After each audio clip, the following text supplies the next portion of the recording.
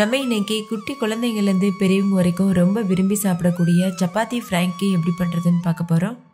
இதில் நம்ம நிறைய வெஜிடபிள்ஸ் சேர்த்து பண்ணுறதுனால உடம்புக்கும் ரொம்ப நல்லது, நல்ல ஃபில்லிங்காகவும் இருக்கும். டின்னராக எடுத்துக்கலாம், இல்லை பிரேக்ஃபாஸ்ட்டில் கூட செய்யலாம்.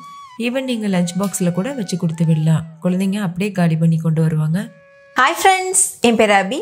Welcome to Indian recipes Tamil. வீடியோக்குள்ள போகிறதுக்கு முன்னாடி நம்ம சேனல் இந்தியன் ரெசிபீஸ் தமிழை சப்ஸ்கிரைப் பண்ணிக்கோங்க. கூடவே இருக்க பெல் சிம்பலையும் கிளிக் பண்ணிக்கோங்க.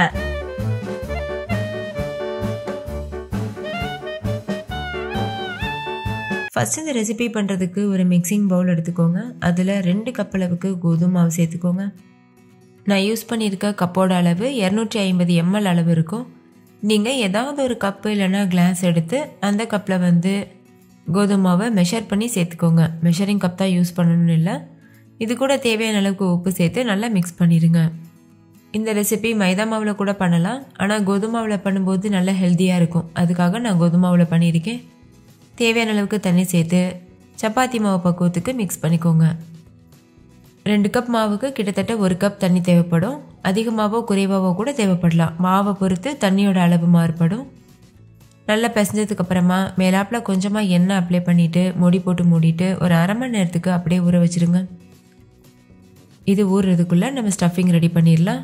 அதுக்கு ஒரு கடாய் சூடுபடுத்திட்டு அதில் 2 டேபிள் ஸ்பூன் எண்ணெய் சேர்த்துட்டு, எண்ணெய் சூடானதுக்கப்புறமா 1 டீஸ்பூன் சீரகம் சேர்த்துட்டு ஒரு பெரிய சைஸ் வெங்காயத்தை பொடியாக கட் பண்ணி சேர்த்துக்கோங்க. கொஞ்சமாக உப்பு சேர்த்து இந்த வெங்காயத்தை நல்லா வதக்கிடுங்க. வெங்காயம் வதங்கினதுக்கப்புறமா ஒரு பெரிய சைஸ் தக்காளி பொடியாக கட் பண்ணிவிட்டு சேர்த்துக்கோங்க. சேர்த்துட்டு இதையும் நல்லா மிக்ஸ் பண்ணிடுங்க. தக்காளி சாஃப்ட் ஆகிற வரைக்கும் வதக்கிக்கோங்க. நல்லா வதங்கினதுக்கப்புறமா 2 பெரிய சைஸ் குடமிளகாய் இந்த மாதிரி நீள்வாக்கில் கட் பண்ணிவிட்டு சேர்த்துக்கோங்க. குடமிளகா அந்த அளவுக்கு பிடிக்காதுன்னா 1 குடமிளகா சேர்த்தாவே போதும்.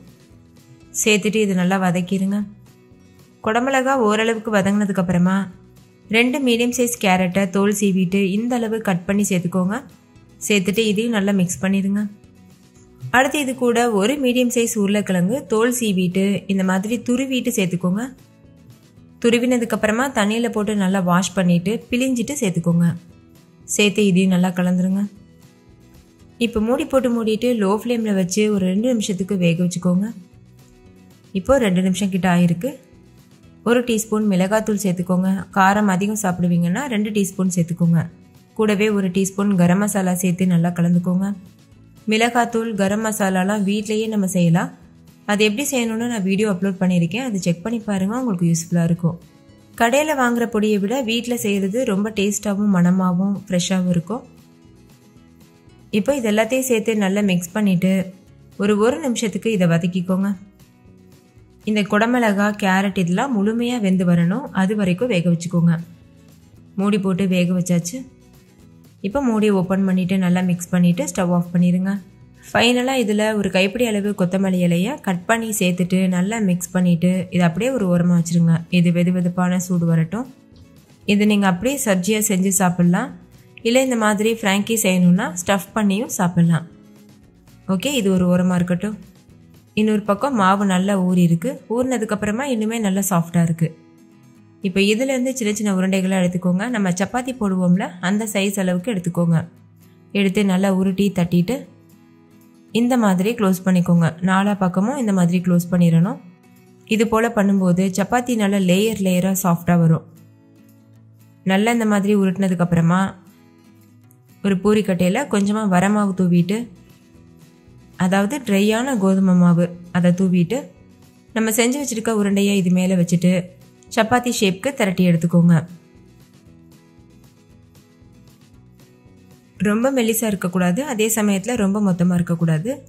இந்த அளவு சைஸ் பெர்ஃபெக்டாக இருக்கும்.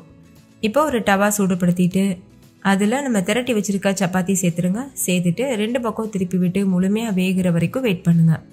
நார்மலாக எப்போதும் சப்பாத்தி போடுவோம்ல, அந்த மாதிரி. ஒரு சைட் வெந்ததுக்கப்புறமா இன்னொரு பக்கம் திருப்பி போடுங்க. ஸ்டவ் மீடியம் ஃப்ளேமில் ஹை ஃப்ளேமில் மாற்றி மாற்றி வச்சு வேக வச்சுக்கணும். ஒரு பக்கம் ஓரளவு வெந்ததுக்கப்புறமா நெய் போட்டுக்கோங்க. நெய்க்கு பதிலாக நீங்கள் எண்ணெய் கூட ஸ்ப்ரே பண்ணிக்கலாம். குழந்தைங்களுக்கு கொடுக்குறதா இருந்தால் நெய் போட்டிங்கன்னா நல்லாயிருக்கும். அவ்வளோதான், 2 பக்கமும் திருப்பி போட்டு நல்லா வேக வச்சாச்சு. இப்போ இதை வெளியில் எடுத்துகிட்டு இதை ஒரு ஓரமாக வச்சுருங்க.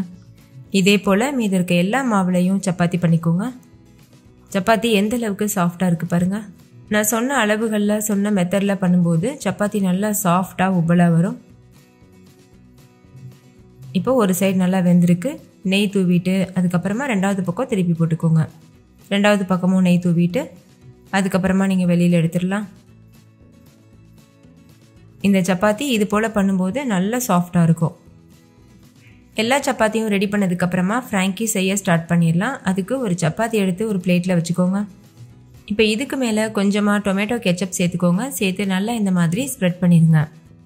இப்போ இதுக்கு மேலே கொஞ்சமாக கட் பண்ணின கேரட் வச்சுக்கோங்க. கேரட் இந்த மாதிரி நீட்டை வாக்கில் கட் பண்ணிவிட்டு சேர்த்துக்கோங்க. இதுக்கு மேலே கொஞ்சமாக கட் பண்ணின வெங்காயம் வச்சுக்கோங்க.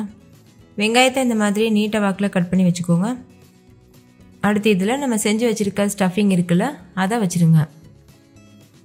அவ்வளோதான். இப்போ நம்ம ரோல் பண்ணிடலாம். ஒரு சைடு இந்த மாதிரி ஃபோல்டு பண்ணிவிட்டு கீழேருந்து மேலே ஒருக்கா ஃபோல்டு பண்ணிடுங்க. அதுக்கப்புறமா இந்த மாதிரி பண்ணிக்கோங்க. அவ்வளோதான். இதை நம்ம சர்வ் பண்ணிடலாம். நீங்கள் இந்த மாதிரியும் பண்ணலாம். அப்படி இல்லைனா கீழே இருக்கிறத மடிக்காமவே அப்படியே 2 பக்கமும் மட்டும் மடிச்சுட்டு நீங்கள் கொடுத்துடலாம்.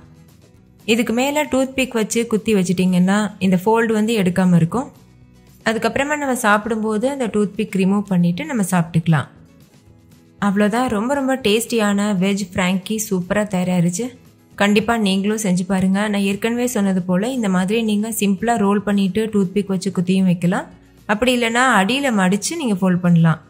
குழந்தைங்களுக்கு கொடுக்குறதா இருந்தால் அடியில் மடித்து ஃபோல்ட் பண்ணுங்கள். அப்போ தான் உள்ளே இருக்க காய்கறி வந்து சிந்தாமல் இருக்கும். பெரியவங்களுக்காக இருந்தால் நீங்கள் இந்த மாதிரி சிம்பிளாகவே ரோல் பண்ணி வச்சிடலாம். ஓகே, இந்த டேஸ்டியான வெஜ் ஃப்ராங்கி நீங்களும் உங்கள் வீட்டில் செஞ்சு பாருங்கள். செஞ்சு பார்த்துட்டு டேஸ்ட் எப்படி இருந்ததுன்னு கமெண்ட்டில் சொல்லுங்கள்.